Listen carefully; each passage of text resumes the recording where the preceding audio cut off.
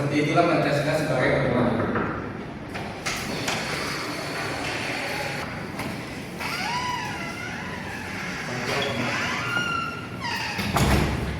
Permisi Pak, maaf telat. Kamu tahu sekarang ya Pak? Maaf Pak, tadi macet di jalan. Macet itu bukan alasan. Disiplinan adalah sebagian dari tanggung jawab. Lain kali jangan bilang ya. Kita istirahat dulu.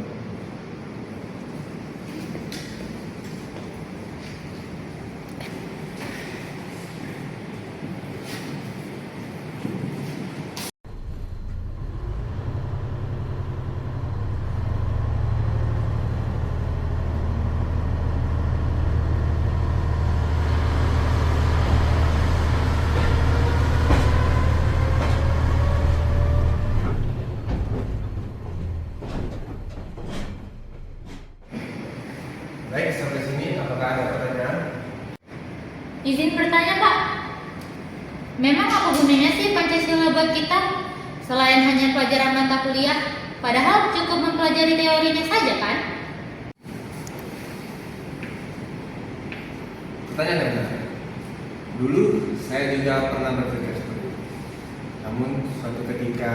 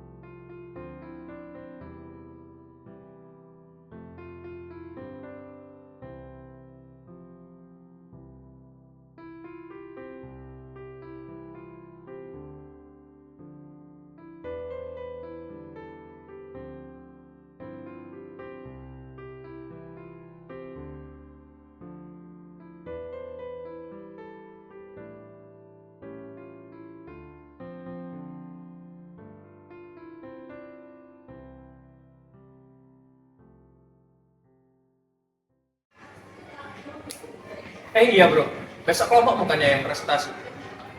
yo, tapi tenang aja, kan bisa tinggal kompas pintaran aja, beres. Lah, tapi kamu belum kumpul sama kelompokmu dari kemarin.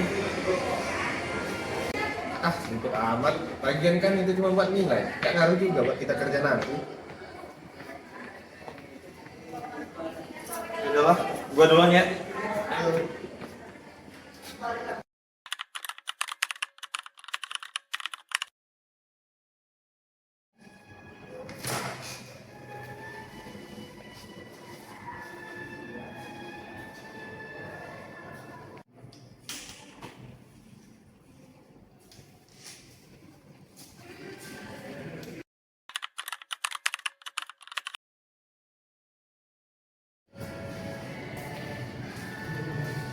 Kamu, saya tunggu kamu nanti di ruang sidang.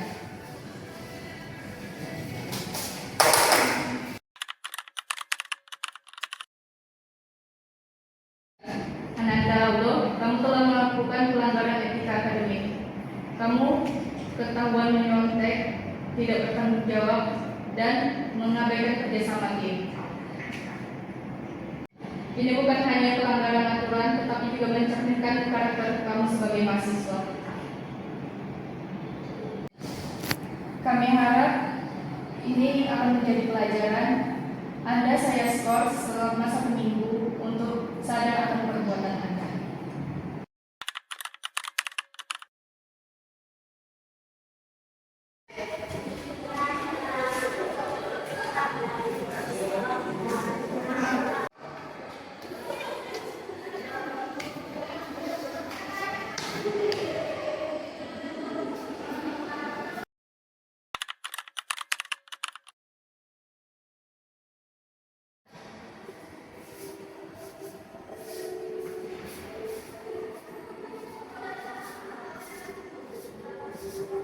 Berat ya, Pak? Iya Pak, rasanya malu. Tapi gimana ya? Saya juga nggak tahu salah saya di mana. Semua orang nyontek kok, semua orang juga cuek. Tapi kenapa saya yang disalahkan? Ya begitulah. Jika kamu hidup hanya untuk dirimu sendiri, kamu tidak akan pernah menjadi bagian dari bangsa ini. Pancasila itu bukan hanya sekedar mata pelajaran di kelas, tetapi juga sebagai pedoman hidup. Bagaimana cara kita menghargai orang lain, menegakkan keadilan, dan menjaga persatuan. Jika kamu kehilangan itu, maka kamu kehilangan segalanya. Jadi semua yang saya lakukan itu salah hanya karena saya memikirkan diri saya sendiri. Nah, belajar dari kesalahan itu bukanlah aib, tapi diam dalam kesalahan itu bahaya. Mulailah lagi belajar dengan nilai-nilai Pancasila di dalam hatimu.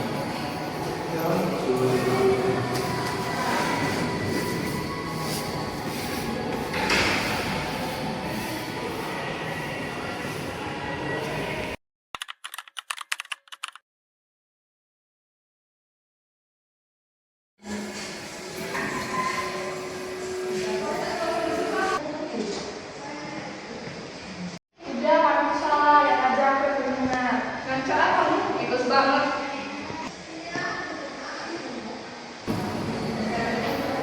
Nah, belajar dari kesalahan itu bukanlah aib, tapi diam dalam kesalahan itu bahaya. Mulailah lagi belajar dengan nilai-nilai Pancasila di dalam hatimu. Sudah, masih satu tujuan kan?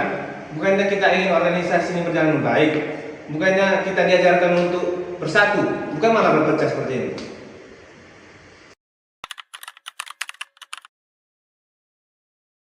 Gotong royong, persatuan, keadilan. Itu bukan kata-kata kosong, itu dasar yang harus kita pegang.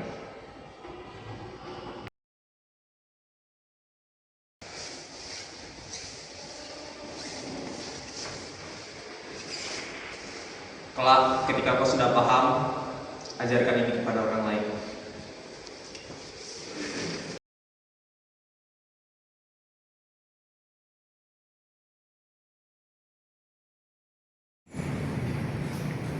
Jadi begitulah. Itulah mengapa Pancasila bukan hanya sekedar mata kuliah saja. Tanpa Pancasila, mungkin saya tidak akan berdiri hari ini di sini. Pak, berarti Pancasila itu bukan cuma untuk dihafal ya, tapi buat dijalani dalam hidup kita. Benar kan? Pancasila bukan beban yang harus kita hafalkan, tetapi pedoman yang harus kita amalkan.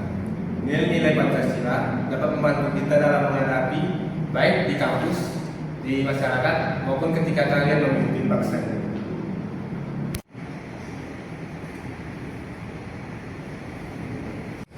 Kalian adalah generasi penerus bangsa. Jika kalian tidak menerapkan Pancasila sebagai pedoman hidup, maka bangsa ini akan kehilangan arah.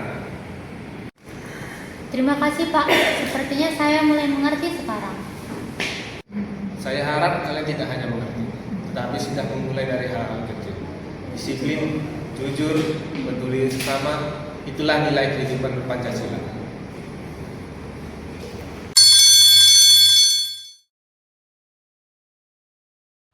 Dulu aku mencari makna Pancasila di buku-buku. Sekarang aku tahu, Pancasila hanya bisa ditemukan dalam tindakan manusia. Ingatlah, Pancasila bukan masa lalu yang kita hafal, tetapi masa depan yang harus kita jaga.